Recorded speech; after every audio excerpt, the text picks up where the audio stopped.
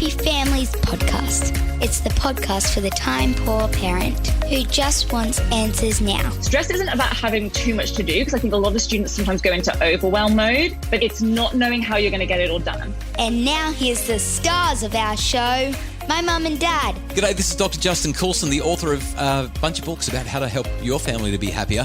I'm here with Kylie, my wife, and mum to our 6 daughters. Kylie, we've put 2 kids through year 12. How would you rate the stress levels that our kids experienced? It was pretty intense. Do you reckon? I was going to say exactly the opposite. I think we nailed it. Oh, you think we nailed it? Yeah. What about them? How did they do? That's not relevant. Who cares how they did? No, seriously. Do you think it was stressful? Oh, we had a couple of major meltdowns from each of them. Really?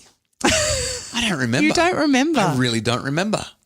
Well, I thought it was pretty smooth sailing. Our first child just gave up. Well, that's not a meltdown. She just gave up. Well, after she had a meltdown. I don't remember the meltdown. I just remember the giving up. But our second one, so we learned a lot from the first time. This is why we have 6 kids, because by the time we get to number 6, we are just going to get this so right. But our second one, we pretty much said, hey, no pressure, no stress. Take a gap year if you want. You can go to uni whenever you like. Just enjoy year 12. And she really did. I don't remember there being any majorly stressful moments. You weren't privy to the mummy-daughter chats, clearly. Oh, come on. You're making the parenting expert sound like he's out of touch with his children. Look, the reality is we did. We took the pressure off completely. I don't believe that even with number 1, there was pressure there on our part. No. But there is an immense amount of pressure on our kids. And sometimes they put it on themselves. That's sometimes exactly it's from right. the school. Yeah. Well, to help us out today, Katie Jones, who runs Rock Solid Study, is joining us. Katie is a secondary teacher, a Year 12 exam marker, and Katie actually works with the exam board on writing Year 12 exams and the marking guides that teachers use to mark those Year 12 exams, the high pressure, high stakes, end of Year 12 sort of stuff. We're talking... I get the impression this woman loves exams. Seriously. Well, let's find out. Katie, thanks for joining us. Hi, thanks for having me. It's good to be here. Katie, study stress. Whether parents are trying to put it on their kids or not, and the truth is some parents really are and some aren't so much, study stress is definitely an issue for a lot of kids who are in year 12. As a high school teacher, as a study coach, as somebody who's involved in exams at every level, what do you think causes all of this stress? Where's the stress really coming from?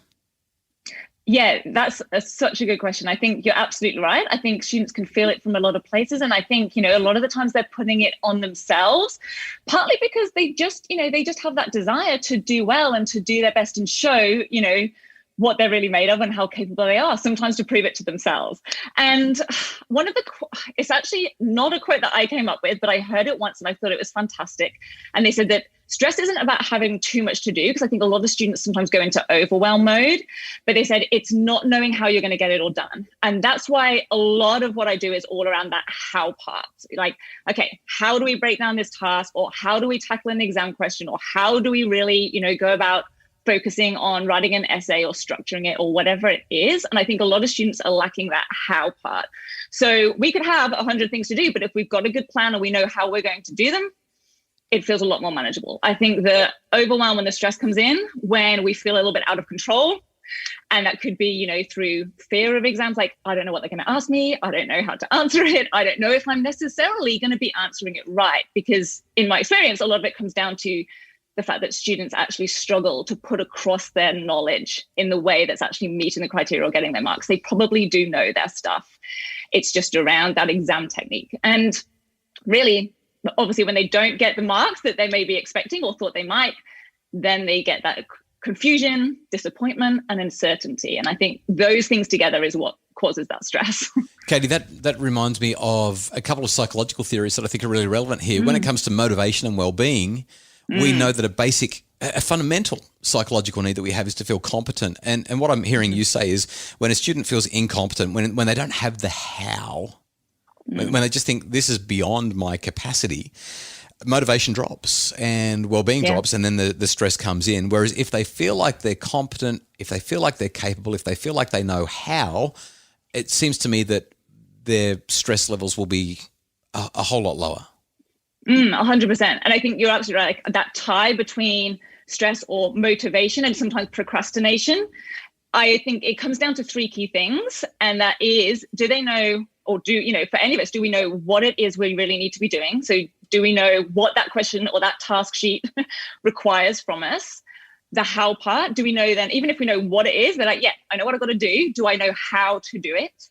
And then the third one, though, is around, is this going to pay off for me? I'm not necessarily going to be motivated to do something, even if I know exactly what it is, if I don't feel like there's going to be any payoff. Maybe I've put in the effort before and I've come up with a disappointing result, or, it hasn't gotten me to where I wanted it to get me. It's very hard to get motivated for something or to feel like we want to do something if we don't see that it's going to potentially give us that result, especially if we put in hard work before. You've worked with thousands of parents through your teaching and study coaching, Katie. What are parents coming to you most concerned about? I think there's a couple of key areas, but for sure, I think a lot of it is around that having that life balance. They want their children to experience success and to achieve their goals, wherever they've come from, but they want to be able to do it, and I always phrase it as, and enjoy the journey along the way. It's fantastic for them to be able to, enjoy their education.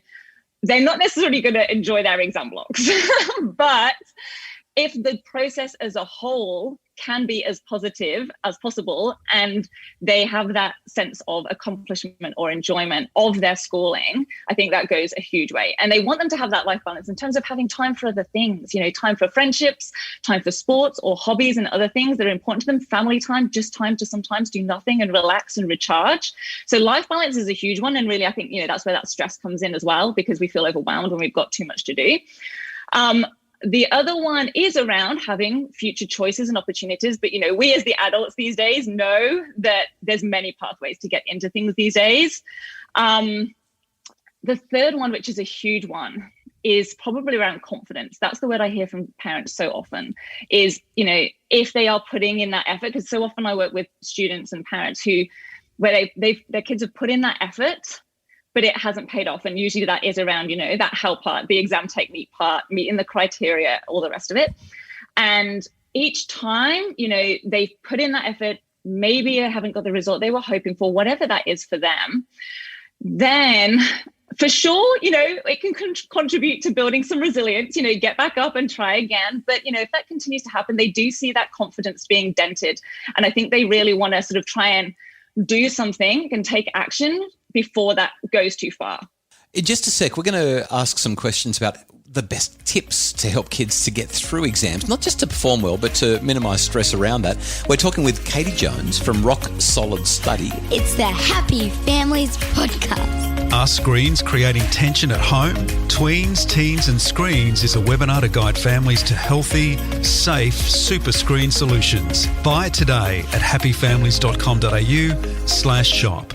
It's the Happy Families Podcast, the podcast for the time-poor parent who just wants answers now. And today we're talking with Katie Jones from Rock Solid Study. The conversation is about helping kids to do well as they approach their end-of-year exams, particularly for Year 12 students. And it's only just around the corner now, right? We're at the end of August. It's all about to happen. The pressure is starting to mount. Just before we go back to Katie, Kylie, I'm reflecting on the things that we're hearing. And a couple of things spring to mind. First off, we've really learnt to take the pressure off our kids and let them decide for themselves. So child number 2, we said to her, what do you want to do for Year 12? She said, I want to have a nice time and I want to do well enough to get into uni, but I don't really know what I want to study yet and I'm not in a hurry. And so she scored in the 80s with not a single question from us at any point, like, how are you going with your study? We really left it to her, right? Totally. And she did really, really well. Not only were we surprised, but so was she, because she'd done one of those prediction testy things that told her that she wasn't going to score very well at all. Yeah. And so she'd kind of just given up. Right. So our third daughter, she's in grade 11 at the moment, about to head into Year 12. She's decided that she'd like to be an architect. An architect. But we're not putting any pressure on her at all, and we don't really care. She'll get there eventually. And as Katie said in the first part of our conversation, and Katie, I might bring you back in here, there's a million pathways to get into literally anything that you want now. The idea that so many parents and kids still get caught up on, that their value as a human or their value as a learner is tied up in that number that they get in the end of Year 12. It's such a pernicious and dangerous idea, and yet it persists in spite of the knowledge that there is a million different pathways into any course. And who cares if you don't get to start medicine until age 24, right? Like I started psychology at 28. I didn't graduate with my doctorate until 36, 35, something like that. I can't remember what it was, mid-30s. It doesn't really matter. Well, like, why the hurry and why the obsession over the number? Yeah, that's a great question. I think that, so much of the culture and the background in education is very, numbers and grades based. Students are given certain targets and, essentially there is this big comparison. I have to say, the whole ranking system of students, I personally don't think helps with that a huge amount. It's toxic. It's terrible. Yeah. So, right. So I think, I remember coming over and, look, I'd say there's probably even more numbers and letters going on over in the UK system. I actually started my teaching career over in the UK and I came here, but we don't rank students over there. And I was really puzzled the one time I was teaching and the students were all asking me, so where did I come? Where did I come? And I was doing the whole, doesn't matter where you come. It's just, about, how you feel about where you're at and, where we can go from there, like what's gone well, where you could improve. And then I realized like, oh no, there's all these numbers. So I think it is a part of the system. But you're absolutely right. There are so many ways and those pathways are growing all of the time. It's likely that we're going to change careers. I certainly didn't start out as a teacher. And so really, being aware of all of that and finding, potentially what it's going to be. It's not important to necessarily know exactly what we need to be and what we need to do to get there. There will be a way to get there for sure. Okay, so in the last couple of minutes that we've got, let's unpack a couple of those more efficient, more effective, high-impact study methods. If I've got a child who is doing year 12 or in fact doing any exams now that we're getting towards the end of the year, what are the best things that I can do to support them in their studies?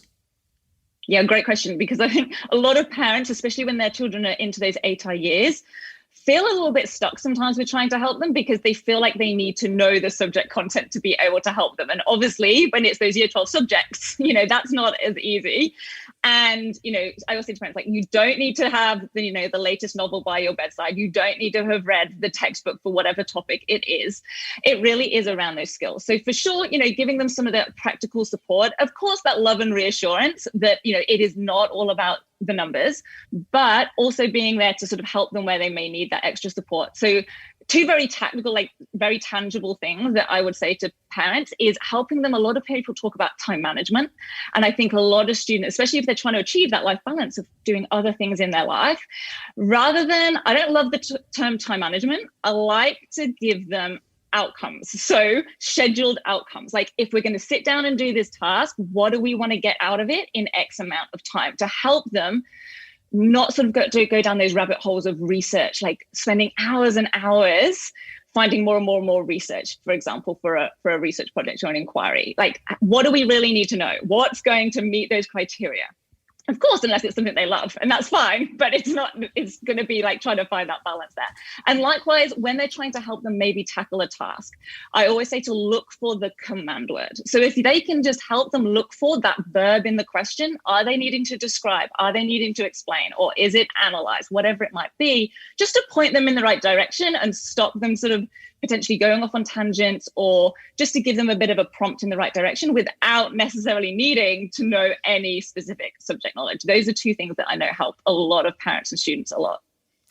And let's say I've got a child who's completely unmotivated, doesn't want to do anything. So, and I'm thinking of me when I was in year 12, in fact, when I was in high school, full stop, end of story. I just hated it. And no matter how much my parents begged, bribed, cajoled, coerced, they could not get me to do any study at all. If I'm a parent of a child like that, what do you say for mums and dads who really want to see their child? They're not even worried about fulfilling their potential. They just want them to get out of bed and have a go. What do they do in that situation? Yeah, look, I think deep down, all of us, teenagers, adults, children, I think we do want to, be successful in something. I think we do want that sense of achievement. I think it's just about finding where that lies and how to then engage them with that. So whether it's relating something to something that they are interested in, that's a huge part of it. I think it is about sort of thinking about what the bigger picture of things. So no, we may not want to get this maths homework done right now, but where is that potentially going to get us? What do we need to have just ticked off the list, or what's the stepping stone that could lead to in the bigger picture? This has been such a great conversation, Katie. We've got another child going through year 12 next year. She's gearing up for it, and I can already see that helping her to focus on outcomes is going to be a really important skill that we will need to hone in on. That's Katie Jones from Rock Solid Study. I feel, Katie, when I say Rock Solid Study, I feel like I need to sound like one of those guys on Triple M. Can I just say that again? Can I do it with the Triple M voice? I used to be a radio announcer. All right. That's Katie Jones from Rock Solid Study. Did that sound like Triple M, Kylie? Did it work? Rock Solid Study. No? You don't want that on your ads on the internet, do you, Katie? That sounds way too rock star for me. I want that cool and fantastic. I'm afraid. Katie Jones from Rock Solid Study. Katie is a secondary teacher, a Year 12 exam marker, works with the exam board on writing Year 12 exams and marking guides, and has a website. Just Google her, Katie Jones, Rock Solid Study. Thanks, Katie. Lovely. Thank you so much. It's been great. I might have overdone that just a little bit. Do you think? Oh, you had some fun. Well, that's what I used to do when I didn't care about school and I wanted to be a radio. Because, if you've listened to the radio, you listen to radio announcers on those FM stations. It doesn't sound like they did very well at high school. I didn't say that. To anyone who works in FM radio, I apologise. Don't look at me like that. I'm going to stop right now. The Happy Families podcast is produced by Justin Rulon from Bridge Media. Craig Bruce is our executive producer. And if you'd like more information about Katie Jones, you can Google her, Rock Solid Study. If you'd like more information about making your family happier, that is the very best content that we can produce. Check out our Happy Families memberships. They're available from just $12 a month. All the information that you need is at happyfamilies.com.au.